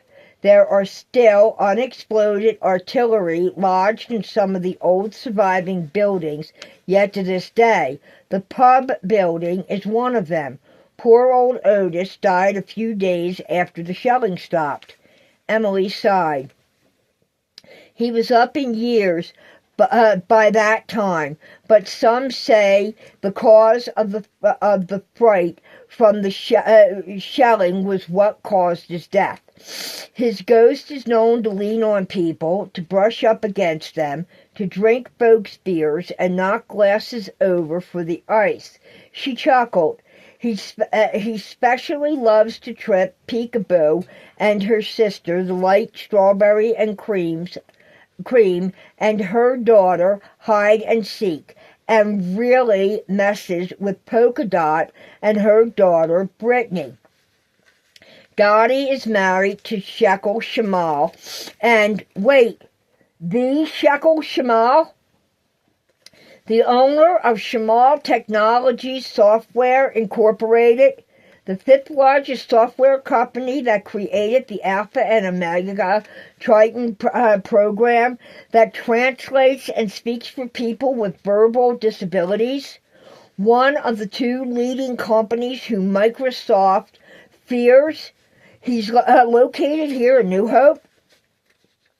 Yes, and so is the original first trial program and the equipment, the number one unit. It's been used here since Silver, Chris. How long has our Liliana been using that thing? The kids were in junior high when he first worked on it, weren't they? Emily batted her eyes at Silver. So, 30 years now. Didn't he give it to Liliana in or around Christmas of that year? Thereabouts. I'm pretty sure you're right, my lady. He made one kinda bad move in his life when he graduated college, and that marriage to Wingnut, as Dottie calls her. He should have stayed with Polka Dot. But live and learn as he did. He moved to Silicon Valley for a while, then to Seattle to work with N-Team Shear on Puget Sound. Shear Technologies. That's number 3 in the world. That's the other man Gates isn't happy about. Storm looked at him. True, and that ensued a divorce for both of them. I do believe, but after his divorce, a real nasty one, and he won custody with Dottie and Brittany's help, he brought his daughter from that marriage back to his hometown to marry his high school sweetheart, the right one for him, our Polka Dot, so that they could bring the girls together. Their children are Brittany, Stephanie, Sapphire, and Stephen Dominique, or SD, as he prefers. He's your age, about a month younger than you. Wow, I could imagine what their house looks like. Storm sipped his apple cider. Silver smiled, as did Chris. The two men looked at their wives. You'd be surprised, Ethel answered. What do you mean? It must be huge. Oh, it is, and has driven Pat Walker, Hut of Flanagan, and Art Graham, and 2 of his high school buddies crazy for over 10 years or more in the restoration and repairs. Emily's lip quirked. Then she bit it and threw her head back to laugh into the starry night sky. Ethel shrieked with laughter as well. Storm looked from one of them to Silver, then to Chris, and raised an eyebrow. Dad? Uncle Chris? What's got them in stitches? Remember earlier when you looked out the bedroom window and asked about the Munster house that you saw in the distance? Silver cocked his thumb over his shoulder to the thick wooded area that spanned over 2 miles or so to the west. Yeah, it looked like an old insane asylum or something out of the old horror movies. It was built in the early 1800s as a consumption clinic for the well-to-do, Ethel explained. Only no one ever came out of there alive. They didn't have a cure for TB. It was designed by a famous architect named Bennington Cross. He himself is one of them that resided there and never came out. The doctor that treated patients there was a quack. Didn't even have a medical degree. Is it haunted? Storm sipped his hot cider and patted Lucky. Emily shrugged. It was Ethel who answered. No more haunted than the pub or this old gal is. She nodded to the inn. Sweetie, even though Washington didn't lose a man in taking Trenton, there are a lot of places up here in those old historical areas of Bucks County, Middleton County, and over that river in New Jersey. Lambertville, for instance, that's haunted. Fallsington, Bristol, Morrisville, Tullytown, parts of Yardley, even Washington's Crossing. Where there's history, there's haunting. You ask Jess McMichaels. He and Dano have stories. Jess did the research to help out. They know a lot about history. They've both seen our hitchhiker. So has Graham. Storm looked at them and bit his lip. He's a young guy. Late teens, early 20s, blonde hair, about shoulder length. Older fashion, like dark slacks and a jacket. He carries a bag, but it's not a backpack. I noticed him as I was coming along River Road, and he just kind of was gone in a split second. Also, on my downhill adventure, when Reed was coming the other way, Grandma Ranella, she held the back of the cart and kept me upright and told me to stay on the pedals and to gentle on the brakes. Something about Graham doing that, but she had me and to get to use. The men looked at each other, then to their wives. Our queen. Emily bowed her head. Thank you, Nellie, for keeping him safe, like you always tried to do with our Graham. You did it, and helped to get him home. Ethel wiped a tear. Chris blew out a breath and placed a hand on his heart. Thank you, my queen. To our sister, a blessing on you always, Nellie. Silver raised his glass in a toast. The others joined him. Ethel turned to Storm. We've all felt Otis at one point or another, and then their shadow. Every now and then you'll hear the pounding of horses' hoofs coming past the inn. Shadow was a black stallion that Papu Theo had as a child through his teens and into his marriage with Poppy. Your grandmother Ranella learned to ride him. He's laid to rest in the family cemetery, the pet area. That's the full-size horse statue that's there. It sits over his grave. You go to see Jess, you cross over Pleasant Run Road. It's the covered footbridge that takes you to his place on a little 5-acre island he and his daughter named Fairy Island in the Delaware River. It's haunted. Silver inhaled. Then there's Dan Lightfoot, Jess's best friend and blood brother. Our Sonny and Mac did the best with him in taking him in and raising him with his cousin Ari. Dan, is the local music teacher. He owns and lives in an old Quaker Assembly church building built in the late 1680s. Although they found the foundation stone, they think, to something with a date carved into it in the garden marked 1639 for some reason, but no foundation. A relative of William Penn built the church. We'll have him try to explain why you can hear the church bell toll when there isn't a bell in the tower. Hasn't been one there since the flood of 1841. And why at night sometimes his Steinway concert grand piano will have her ivories tickled when he's the only one in the house and is asleep. It has been video recorded and audio recorded as well, and to make sure it isn't a mouse. A critter like that could destroy an instrument as valuable as that piece is. It's not a mouse. There's nothing running across the keys when it plays. Storm was quiet after his new family finished. He just sat petting the dogs and finishing his cider. He had not only seen the ghost of the hitchhiker, but had also heard his grandmother's voice, and she had been gone 10 years with his grandfather and great-grandparents. "Thank you, Grandma," he whispered. And that concludes our story for this evening, in the fact that, well, Storm's home, and there are some interesting things that are now taking place.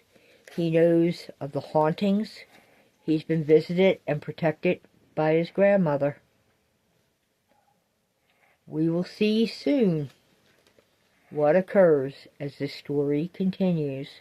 If you like this video, please hit the like button and subscribe to The Mouse Says the Butler Didn't Do It. Have a good evening and blessings. Good night.